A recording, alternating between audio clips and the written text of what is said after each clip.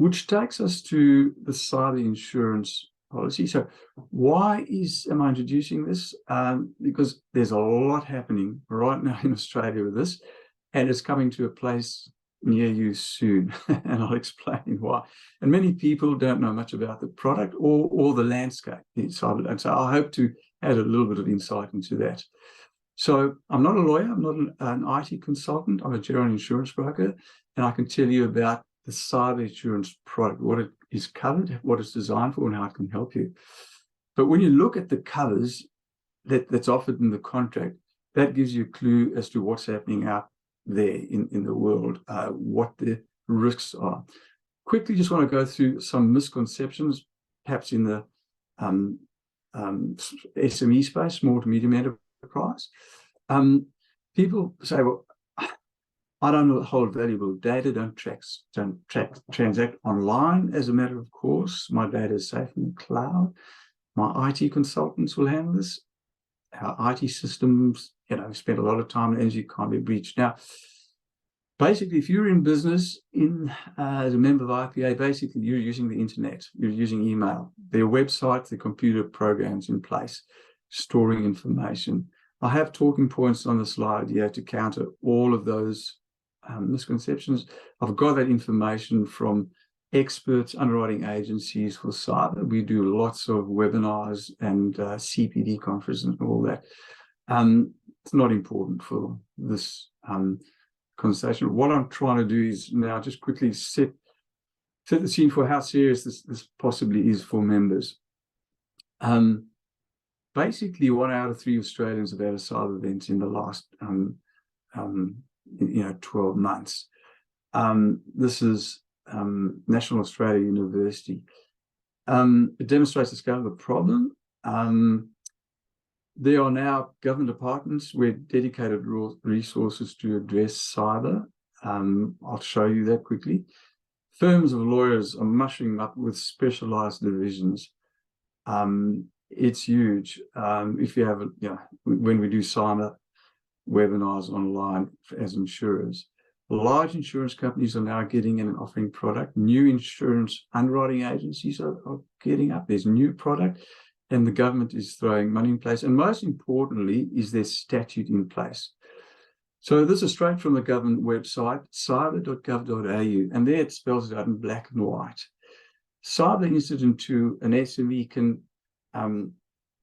you can suffer business continuity, downtime, lost productivity, loss of reputational, your suppliers and counterparties, forensic investigation, ultimately leading to the requirement to report your cyber breach.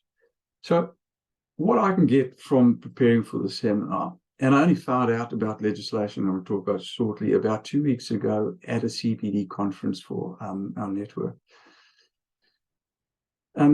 So two sides to this, 2 buckets. An SME, small little or medium enterprise, suffers a cyber event. You'll shortly see what the covers and risk exposures are.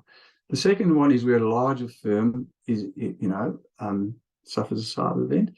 I think it's safe to say that the assumption is, or that the eligible data breaches are applying to the larger corporations. But wait, it gets better. There's more to come. So please note, you suffer a loss in both instances, whether you're a larger business or a smaller one. One is where the government wants to know about it, and it's more complex because the stakes are you have to, by law, notify the privacy commissioner. It's not better, it's just less bad. We know that cyber is important enough to have specific statute in place. There's an information commission in place, and if you cyber event, it is a notifiable event.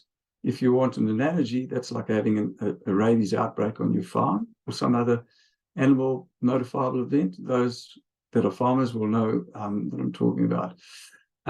It's a big deal, right? Either way, it's a bad outcome for you. And people, the most problem is you know what to do and where to turn to. This is the legislation, just very briefly. I found out of this recently. This bill is in Parliament. They want to. It's been during COVID. It's been on the table, for 2 years. But now they want to change it. And what they're changing it to is really to bring that legislation down from a threshold of 3 million turnover, doing away with it, and it applies to all businesses. If that happens, and I am told that they hope to sign that bill before the end of this year. If that happens, that could be a game changer. Everyone has to get cyber, and cyber is absolutely mushrooming. One underwriting agency that I spoke at the conference have sold more insurance policies in 12 months than in 1 month than the previous 12 months. It's nuts. So now I just want to talk about the actual product itself and what it can do for you. So there is a breakdown of a typical product, and it shows part A, losses to your business. That is a defined events type of cover. It basically just says it's a loss of revenue type of cover. That's the protection that you get, that payout for loss of revenue that's happened. Technically, it says if a cyber event happens, or if a preventative shutdown is forced upon you, then we will pay you this preventative shutdown license allowance. These are things like a cyber event means crimeware, cyber espionage, cyber extortion, denial of service, hacking, insider and privileged misuse, that's with staff, your own staff. And again, miscellaneous errors, unintentional actions that directly compromise an attribute of your IT infrastructure, privacy errors, again, of your employees, payment card skimming, physical theft and loss where an item of your IT infrastructure is missing or fails and ends up in the hands of a third party or the public, whether through misplacement or malice. It carries on, web app attacks, point of sale intrusion, and so on. But basically, it covers the reduction in revenue that your business incurs if you have a cyber event. This is what we spoke about a bit earlier. And also any increased costs that you have to pay to avoid a reduction in revenue. So call that, kind of a business interruption cover. It's not really, but it's a cost cover, increased cost and a revenue protection cover. Part B says we'll pay you for your legal liability. That is to third parties. So we're obviously dealing with a third party cover because of multimedia injury or cyber event that happens in your business but causes loss to others.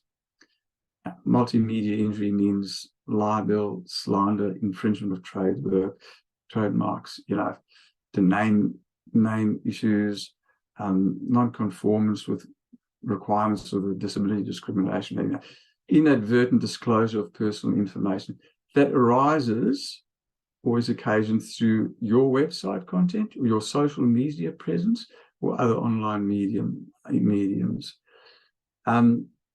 Turning to part C and D, again, if there's a cyber event in your business, they'll pay extra costs called event response costs. There are a lot of other costs that you suffer when you suffer a cyber event. It's cyber extortion costs, your data securing costs, restoration costs, credit and ID monitoring. If other people have got, if you've lost data that's been exfiltrated, huge amount of expenses. And Section D is optional. That's the business, it's called contingent business interruption. In this case, we focused on defined events, either at your premises or elsewhere. But this is for different types of events. It's for a different business, someone else's business, that is a supplier to you. And the event causes loss to your business. What the events are: supply outage or system failure at your supplier's premises. So a supply outage just means an interruption to your business from a cyber outage, a cyber event at your external supplier's business.